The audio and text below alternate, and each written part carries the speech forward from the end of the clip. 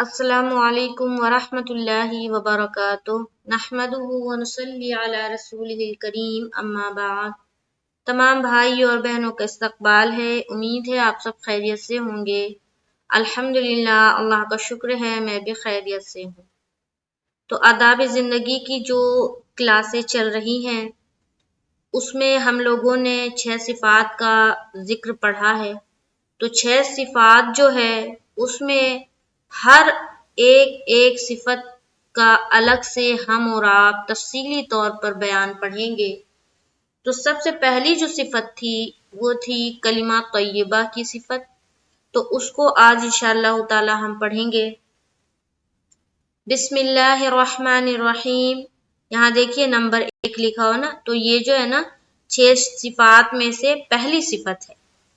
تو پہلی صفت کیا ہے؟ کلمہ طیبہ، کلمہ طیبہ، اس کے بارے میں پڑھتے ہیں۔ بسم اللہ الرحمن الرحیم، یعنی اس کو صحیح ادا کرنا اور معنی مفہوم پر دھیان کرنا، اور کلمہ طیبہ کا مطلب سمجھنا کہ اللہ ہمارا خالق اور رازق ہے، وہی ہم سب کا نفع نقصان، موت و حیات، عزت و ذلت کا ذمہ دار خالق ہے۔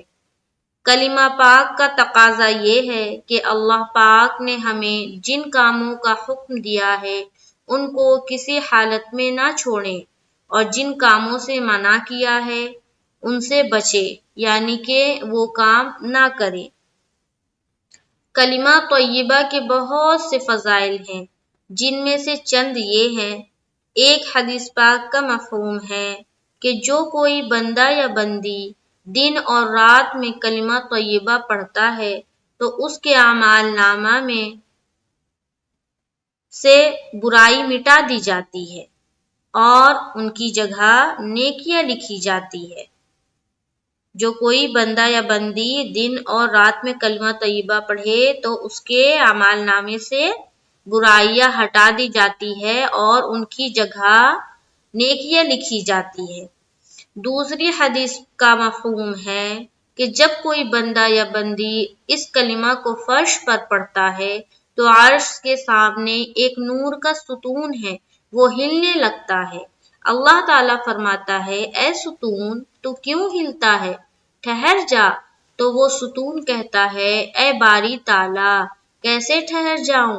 ابھی تک کلمہ طیبہ پڑھنے والے کی مغفرت نہیں ہوئی۔ تو ارشاد خداوندی ہوتا ہے کہ جا، میں نے اس کی مغفرت کر دی، تو وہ ستون ٹھہر جاتا ہے۔ کلمہ طیبہ کا دوسرا جز محمد صلی اللہ علیہ وسلم کی رسالت ہے۔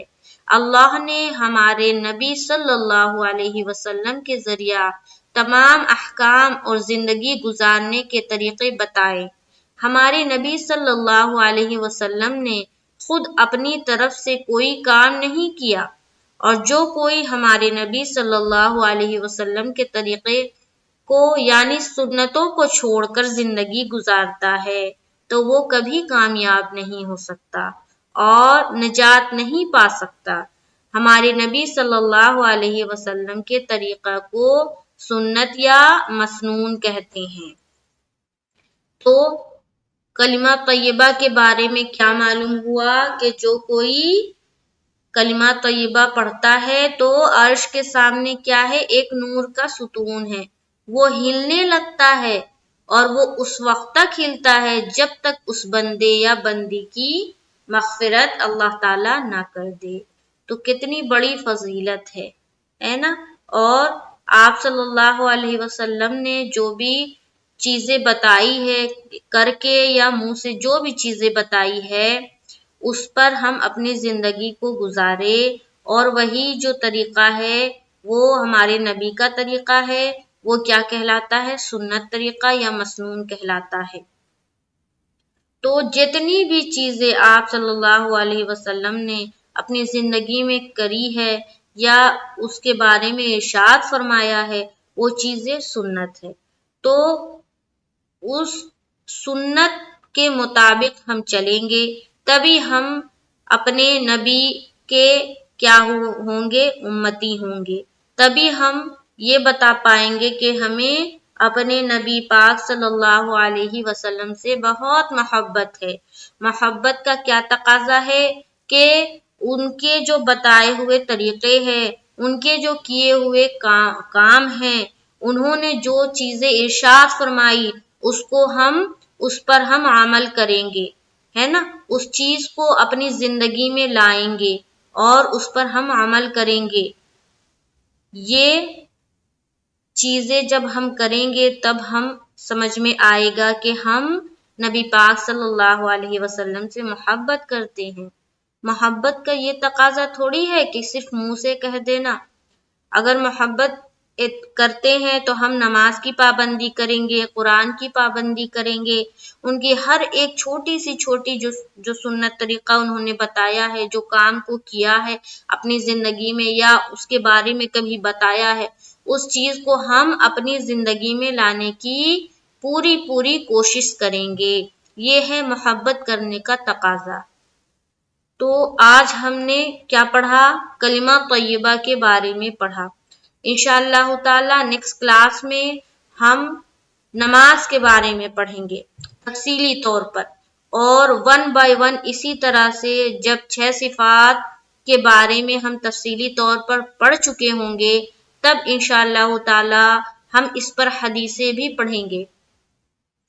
تو جو چیزیں سمجھ میں نہیں آتی ہے تو وہ آپ پوچھ سکتے ہیں کامنٹ باکس میں، اور اگر ویڈیو پسند آتا ہے تو اسے شیئر کرے تاکہ دوسرے لوگوں تک جب یہ چیزیں پہنچے تو وہ بھی سیکھے اور سیکھنے کی کوشش کرے، اور دل میں ایک خواہش رکھے کہ ہمیں بھی سیکھنا چاہیے، ہے نا۔ یہ تو اچھی چیزیں ہیں نا، یہ چیزیں تو اچھی ہے، یہ ہمیں سیکھنی چاہیے۔